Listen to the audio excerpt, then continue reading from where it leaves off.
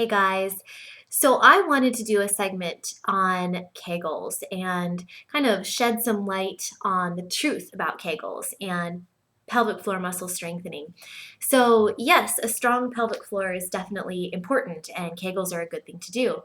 Kegels, again, are when you do a pelvic floor muscle contraction. It's when you squeeze and lift the muscles of the pelvic floor, which I'm going to show you with my handy skeleton. This is the female pelvis, and the pelvic floor muscles are right where my hand is at the base of the pelvis. This is looking down into the pelvis. I'll show you from the side.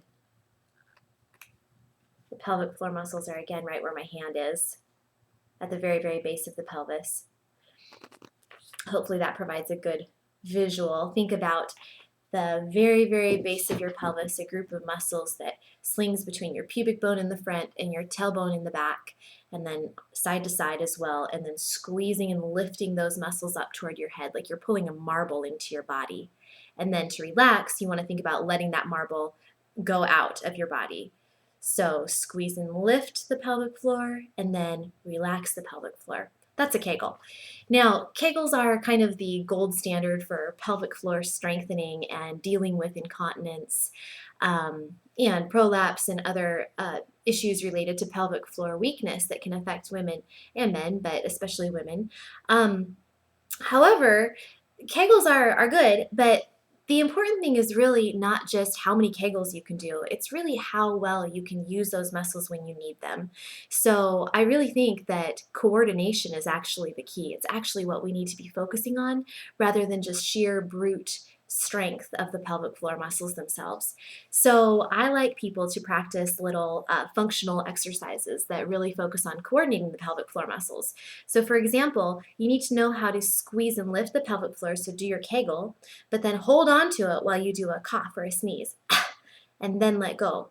So that's really key. Again, it's not necessarily that you have the strongest pelvic floor on the block. It's that you know how to use those muscles at the right time. For example, before you sneeze, before you cough, before you lift something heavy, before you jump off a step. Knowing how to brace with those muscles against anything high impact or explosive downward forces like sneezing, coughing, laughing, that kind of thing is really the key in terms of helping protect your pelvic floor and preventing leakage, urinary leakage, like incontinence. So I hope that helps and gives you an idea of the importance of Kegels. They are important, but again, the truth about Kegels is that you need to know how to use them when you need them in terms of the pelvic floor. So don't go around practicing 300 Kegels a day. The key is practicing them at the right time. Do your functional Kegels, do your squeeze and then a cough and then let go, and just get that into your muscle memory. Make it a habit to do that kind of contraction. I hope this helps, and if you have any questions, you can email me at brianne@pelvichealthplus.com. Take a look at femfusionfitness.com, my website, and keep in touch.